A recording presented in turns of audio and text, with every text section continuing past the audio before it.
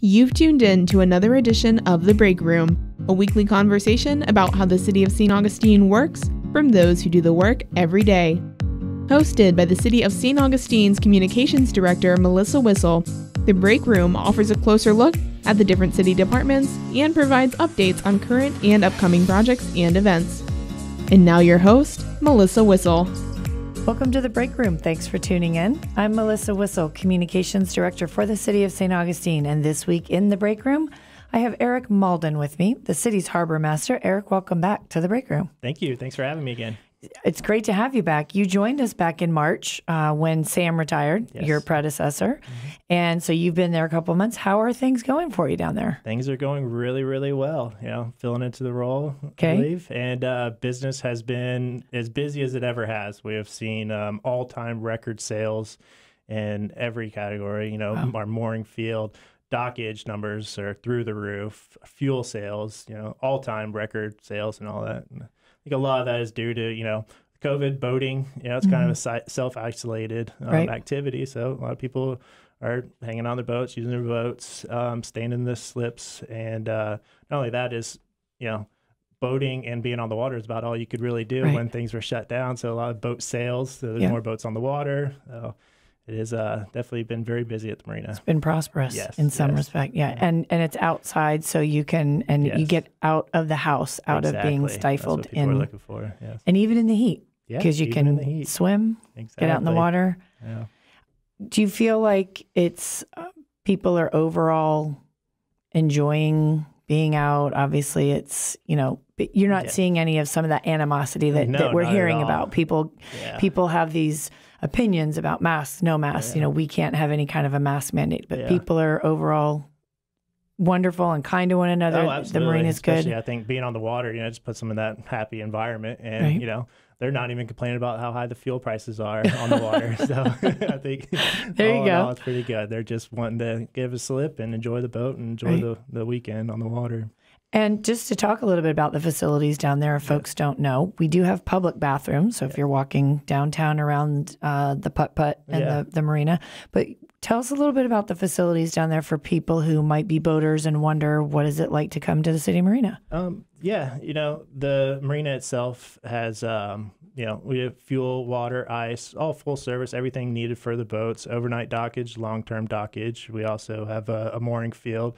Allows people to come into the city, provision their boats as they're traveling, because we're mainly a transient marina. Passing people heading south after hurricane season or heading back up north to get away from hurricane Right. season. And, you know, on shore, we have our shower amenities. We have the restrooms. We have laundry room, a lounge specifically just for our boating customers. Great. But the marina itself is open to the public. You know, there's a walkway passes right in front of the marina where all our merchant customers are there as well. The Schooner Freedom, Black Raven, the Victory, Parasail, and Eco Tours, Right. where anybody can come and go enjoy the water, even if they don't have a boat or just visiting the town. Right. You know, they can still get out on the water. Yeah, we do have some great, like you said, tenants there in the Yes. marina. So if you're down walking along the bayfront, and that connectivity sidewalk is really nice. Yes, So it's a very safe- Lots of runners and joggers in the morning that go from one end of the city to the next. Great. Yeah. The green space is nice there too. You've got benches if you're out and about. So the marina is really lovely. You're talking about dockage and overnight. Is it hard to get into the marina to spend the night, to get a It reservation? can be at times, especially during our high transient season in the fall and into the spring. We never quite had a slow winter season where we normally do in January and February. It just carries straight over into the spring this year. Summertime is relatively slow because most of the boats are transit boats that get out of hurricane season. But all in all, you know, we take reservations because we're not a huge marina.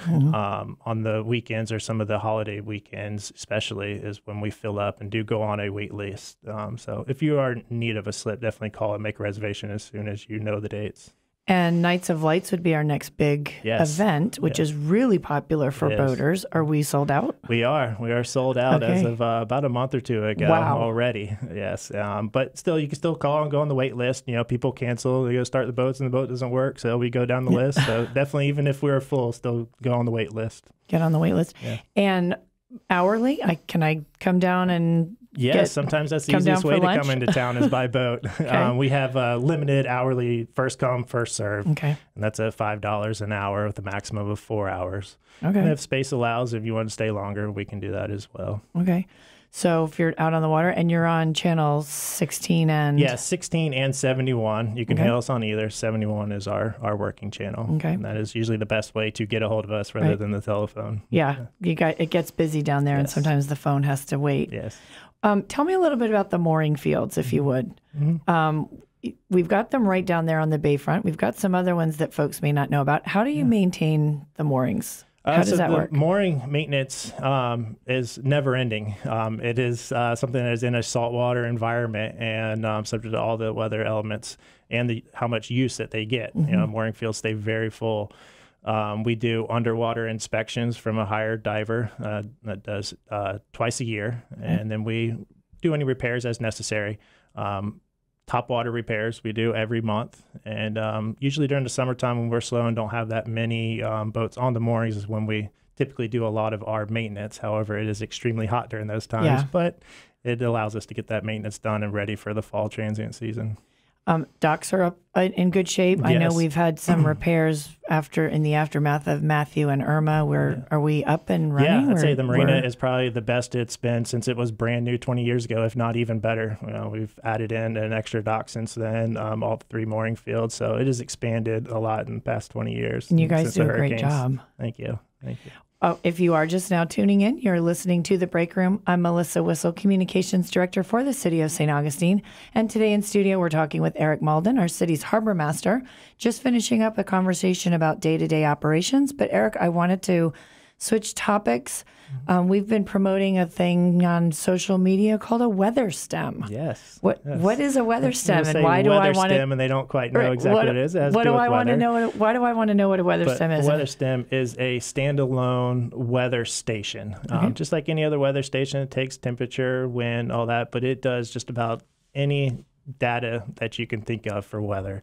And it is instantaneous weather data. You can turn it up, and it is within a couple seconds of the wind data, temperature data, heat index, and so forth.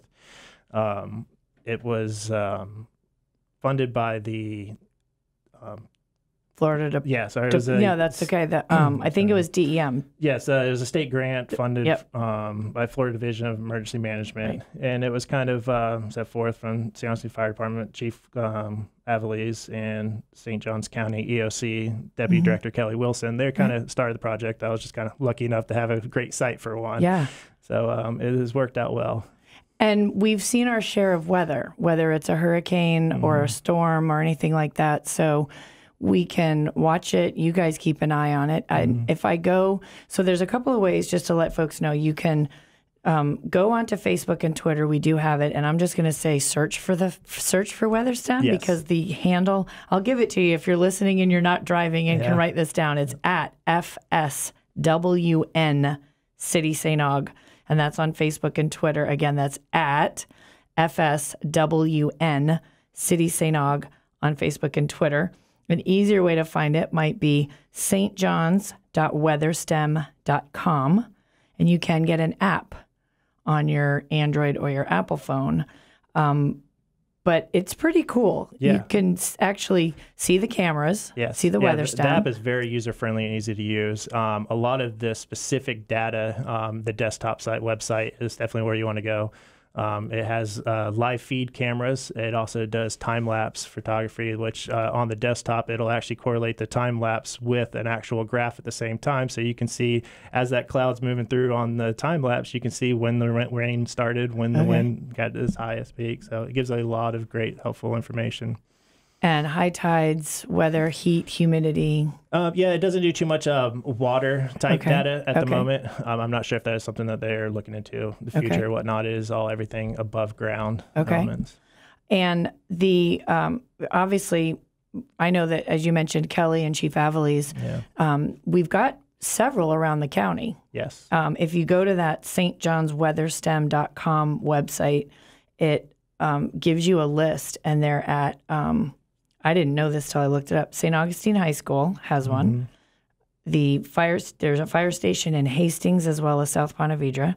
Gamble Rogers Middle School, Palencia Elementary School, the EOC, and of course down at the marina. Yes. So you can take a look at what's going on in the weather all over the county. Yeah, and most of those are kind of land-based stations, so this kind of gives that over-the-water effect, where over the water, the weather can be quite different than it is inland. And there's one south in Marineland, and then we have us, and then there's one in Ponte Vedra at a fire station there. So it kind of gives us that coastal information from south as either a storm is moving up south, going north. You can kind of follow it and see it on the weather station or vice versa. I will tell you, I've peeked at the time lapse, and particularly looking at the one in St. Augustine, it's kind of funny to watch the boat traffic. Oh, yes. Schooner Freedom comes in and out, Victory goes in and out, so you can see, I think that's what's kind of unique about ours, too. There's a lot of action in the actual video itself, rather than just looking at the clouds or any other type of scenery. You got the boat traffic, the one facing north for the Bridge Alliance, you're seeing the bridge opening, closing, the lights turning on and off at night. So it's a great view. It's very addicting to kind of watch them. It'll be interesting to see it during Nights of Lights too, I guess. Oh, sort of the added. I'm sure we're going to get a lot of boats that come in with their holiday lights on their boats and things like that to see. Yeah, or even if you just log in there and just watch the sunrise, you can see that as well, or the sunset. Yeah, without even having to go outside. Excellent. Yeah. Even more virtual sunsets and sunrises. Exactly. I don't know if that's a good Still thing. Not the same. Though. No, it's not. But that's really exciting that the marina has that down there. How was 4th of July? Just to recap a little bit. I know we were talking about holidays. Did we have the usual? Boats? we were sold out as usual. It was pretty uneventful from the marina standpoint. We're pretty used to that type of event, and really with the uncertain weather at that time, a lot of people either canceled or didn't come, and we were able to pull from the wait list and get a lot of people that really weren't expecting to come, but had that opportunity too. But 4th of July went really well. Right, and we have all of our marine police force, fire, law enforcement, I should say, come out, monitor the bayfront and the mooring fields. Every single agency is out at that time. Keeps everybody really busy. Yes. Well, it sounds like there's lots going on down at the marina. Again, on the VHF here on channel 16 and 71, and we've got a really cool weather stem, and you're keeping busy. Everybody, busy. Are you guys hiring? We are hiring. I'm still looking for some part-time help. So if you're interested in working at the marina, definitely fill out an application, city website. Online, And I will do a little plug and a test to the part-time work down at the marina because, as we've said in the past, it's where I got started myself. Absolutely. That's good to know that I'm glad to know that you're hiring just because it's a great place to work. So if someone is looking for a part-time job, you want to be outside, anything about boats, it's a great place to work. And the city's a great organization to work for. Absolutely. If I could be a little biased. But Eric, thank you for coming by, and we'll have you back again. That'd be great. Look forward to it. If you missed part of this broadcast and want to go back and listen from the beginning, or if you'd like to hear past interviews, you can find us on the web at www.citysauguradio.com.